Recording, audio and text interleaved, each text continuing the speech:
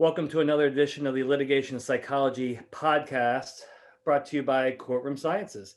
With me, my colleague, Dr. Alyssa Parker. Hey, Alyssa. Hey, how are you doing? I'm doing well. Alyssa was late to the podcast because she had to do her hair. Me, not so much. See, you like it that? Happens. You like that? Now, I think today's a very important podcast because we're talking about something that has kind of always been a problem, but now has escalated into a huge problem, not just for the general population, but for everybody we work with in litigation, from clients all the way down to witnesses, is the issue of mental health.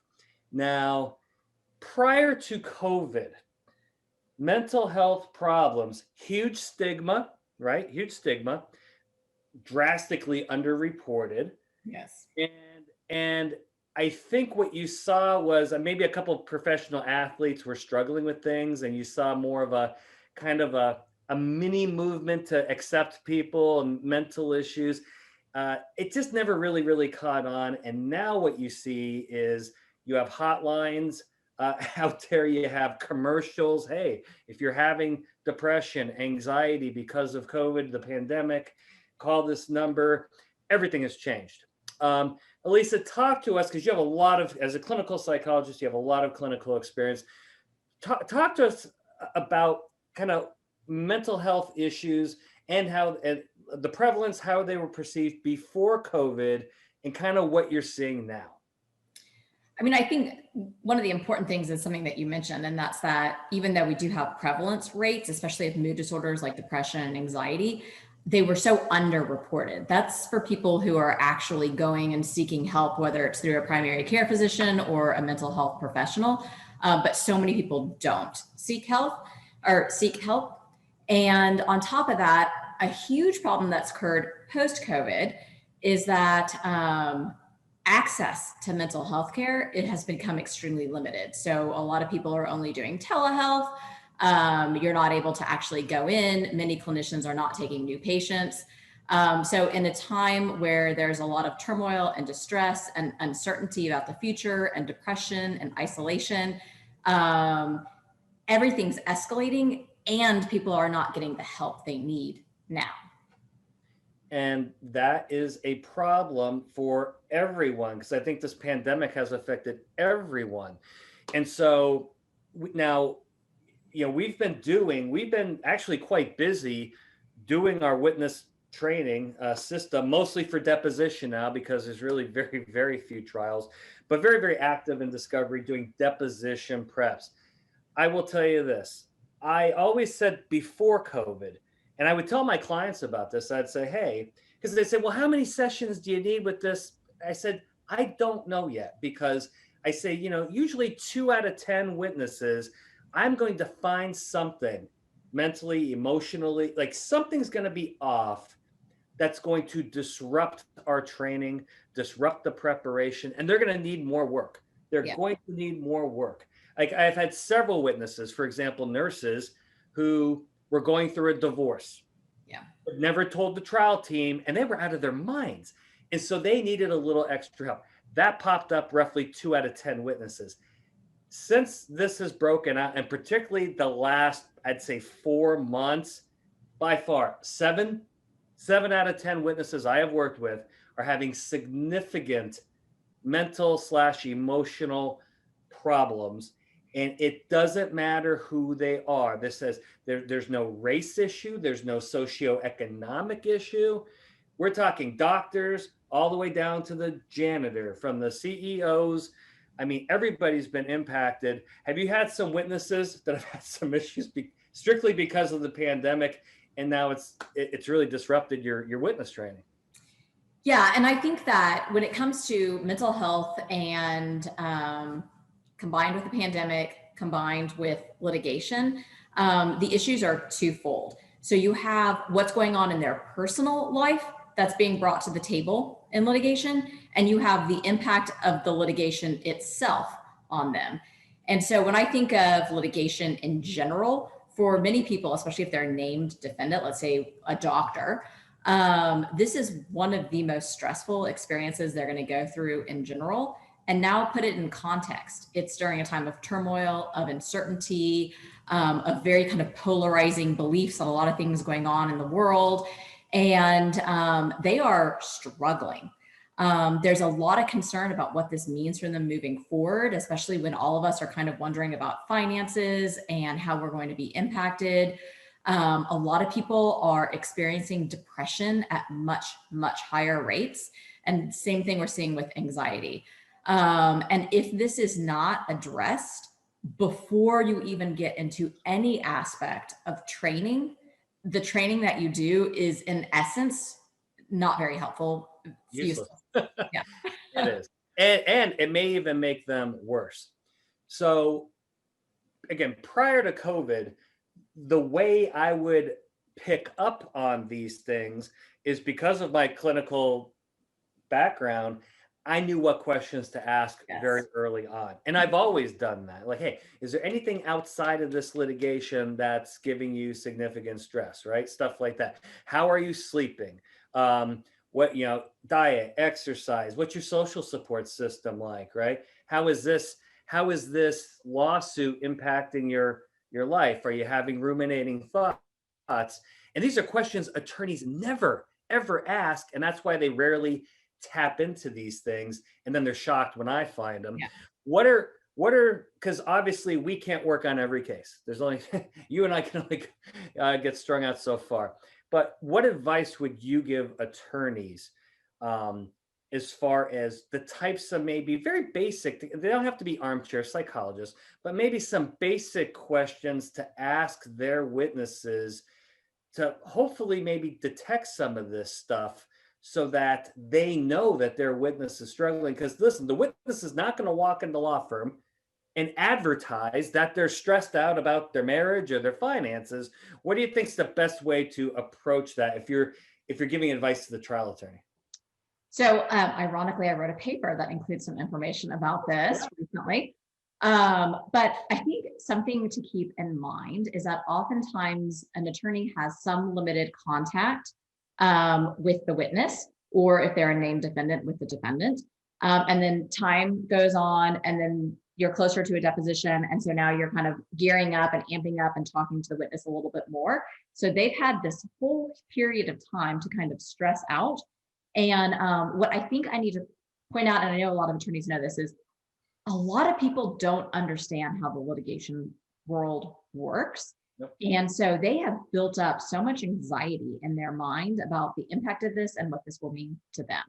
So I generally say one of the first things that I would recommend an attorney ask is, how are you feeling about this? How do you feel about the lawsuit? And what I will tell you is a ton of witnesses say, it's fine, I'm fine. But then have them talk about it some more. Really make them talk about it. What do you think they're saying about what you did? How are you feeling about the process itself? And the emotion that they're experiencing will start to become obvious. And then you kind of give them feedback. So for example, you mentioned that you're feeling fine. When you're talking, you seem a little frustrated. Am I reading that wrong? Or are you feeling frustrated about this? Because you got to put the emotion out there. It really does have to be addressed. Yeah, this is an interesting topic. So, and I want you to describe this to our audience, is the concept of not repression, but suppression. So what the witnesses tell me, I'm like, so how are you doing? They're like, I'm doing great until I get a letter from this damn attorney. Yes. Meaning they actively suppress and do everything they can to not think about the lawsuit. And then they get that email or letter and it blows up. Can you talk about the psychology behind suppression and why it does work, but it ends up blowing up in your face in the end if you don't face reality? And that is a conversation I feel like I have all the time. They're basically compartmentalizing, and they're doing a really good job of it. Good job at it. Until they get into the deposition. And you can compartmentalize as long as you're not getting basically repeatedly jabbed with the issue that you're trying to avoid. But you can't compartmentalize for 4 hours under significant pressure of plaintiff counsel asking questions. I basically say you're kind of putting it in a drawer, and that drawer is going to burst open. Yeah. the moment you are feeling all this pressure. So if it's, again, I can't stress enough, if it's not addressed beforehand, it's coming out either in your deposition or worse at trial. Yeah, I totally agree. Now, one of the techniques that we use in our witness training program, which is pretty advanced, but boy, is it highly effective. The whole concept of systematic desensitization. And we do that to help desensitize the nervous system from negative stimuli coming in from plaintiff attorney. But the same process, this is where the attorneys screw this up, is I tell them, well, how often are you keeping in touch with your witness? And like, oh, it's been like 6 weeks. I'm like, well, they've had the chance to come. Like, in other words, if you just let that go for 6 weeks, right? They're going to suppress. And then when you get a hold of them 6 weeks later, it blows up in your face. So I instruct the attorneys or even the paralegal, I'm like, touch them every 2 weeks, even if it's for 5 minutes. Hey, how you doing? Just want to keep in touch. It desensitizes them to the legal phone call or email. So then when you get to that 6 week point for your next meeting, they're not coming in, losing their minds, having a panic attack. Because I do think that if you let that time period go, they would do everything to suppress the issue. And I think it's a big deal, particularly as you're approaching deposition. Because I tell the witness, listen, I understand I don't use the word suppression. I'm like, hey, you've put this on the back burner. You're trying to focus on your life. I go, well, this dep is in a month. I go, you need to immerse yourself into this now. And it's kind of like jumping into a cold pool. It sucks at first, but then you get warm. What advice do you give witnesses who really don't want to think about the case, but then you got a dep in 30 days and they're going to have to mentally prepare for this, because if they continue to suppress, they're going to stink at their dep? So for one thing, there needs to be kind of what we say generally is the dumping of toxic emotions, So before they even can immerse themselves into it, they need to be able to express that emotion. And I think there has to be some understanding of where that emotion is coming from. So for example, a witness that looks angry could actually be really anxious because their anger about the lawsuit is rooted in concern about what this means for their future, or that they're reevaluating kind of their role or position within a company, or for what they're doing or how the company feels. So there needs to be kind of a basic understanding of where their belief system is even coming from, because oftentimes they're also misinterpreting stimuli as well. Yes. And then once you address that to some degree and kind of short up those emotions a little bit, then you kind of have to immerse them in it. And so what I tell people is not only do we go over kind of in what I say kind of painful detail about what this deposition is going to look like, how it's going to go, how tricks and traps are going to be used, how they play on all those psychological factors. But then they have to practice. And the more that they're able to do that, the more immersed and immune they become to these issues. But the attorney typically doesn't have training in psychology. So typically the call I get is like, listen, this witness has been a disaster the last 2 meetings we've had. This is going to be awful for you. And I'm like, yeah. And then I come in. And then the attorney starts the session like, okay, well, let's get out the case document. I go, no. Yeah. I'm in charge. And then I literally, sometimes I do it for an hour. So I've done it for half a day. I tell that witness, I go, let's just have a vent session and just let them spew, let them cry, let them kick things, let them throw things, let them really just let it all out. And then once they do that, it's shockingly amazing how effective they are going forward. Yeah. Because they haven't had the opportunity to really vent, because they didn't really have, and I think that's one of the values that we bring. Because I've had attorneys tell me, I don't like asking those questions. I don't know how to ask those questions. And then if I have a crying or angry I don't know how to deal with that. I'm not a psychologist. So I think bringing us in and saying, hey, we'll do this venting session here, blow off your steam. Let's talk about this, process some things. And at the end, you know what? We're your team. We're here as your resource. We're here to help you. Then they buy into the system and everything's fine. But if you never have the venting, you never have the buy-in, they're never going to do well at that. And if I could also add that not only kind of having us come in with a psychology background, but the other benefit of bringing in someone like ourselves is that we're seen as more of a neutral party to the witness. We're not attorneys. We don't represent the company. We don't represent whoever. We're not attorneys.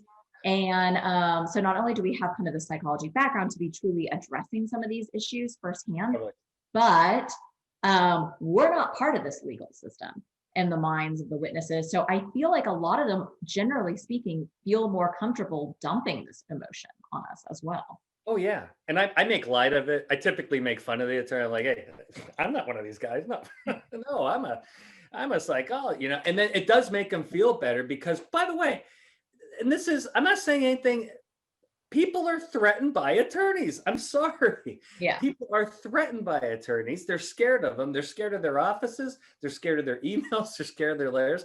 They're not scared of us. And so I think that's a nice buffer that we can provide. So let's finish up this podcast by talking about probably the ultimate issue on what to do. And I think you and I can talk about what we do, but you may get an attorney out there that's watching this podcast that hasn't hired us, and they may detect something's wrong, right? What some of the options are to do. I know what you and I do when we're involved is we can provide some immediate therapeutic. And again, we're not talking patient-provider relationship.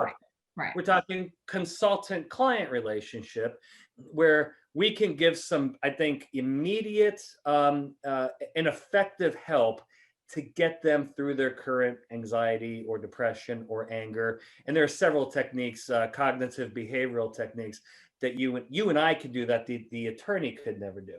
But what would you recommend the attorney do if they pick up on someone's high anxiety or maybe very low emotions, maybe that anger, that the attorney can have some resources to help their folks out? That's a really good question, Bill. I think first and foremost, if there is some degree of concern or an attorney is questioning kind of what's next, what should I be doing, we are always available as a resource. Give us a call. You can talk this out with us. We can give you our assessments, what might be good one way or the other moving forward. Or another option, depending on the severity that you might feel is going on, you can recommend to your client or the witness to go talk to their primary care physician directly.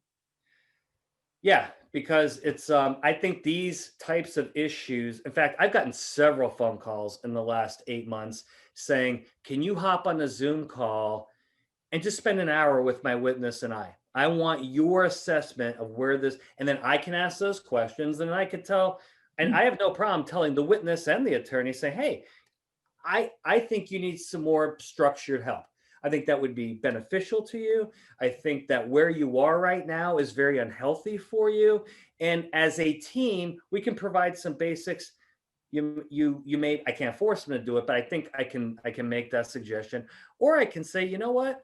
Let's keep talking through this. And now it's a 2-hour Zoom instead of a 1. And then by the end of the 2 hours, they're like, wow, I feel great. So I guess this is going to be a case-by-case scenario, but I can definitely tell you this problem is not going away.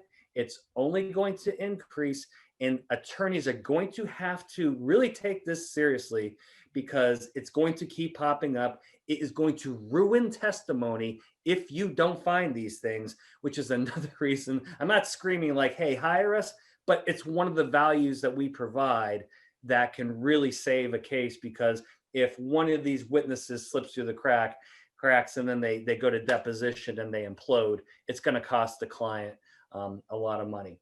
Let me finish up with, I will say, again, obviously not mentioning names, several attorneys and several clients have called me out of their minds, having mental health issues, anxiety, anger, depression, because it's affected everybody. So I'd say, be empathetic with your colleagues.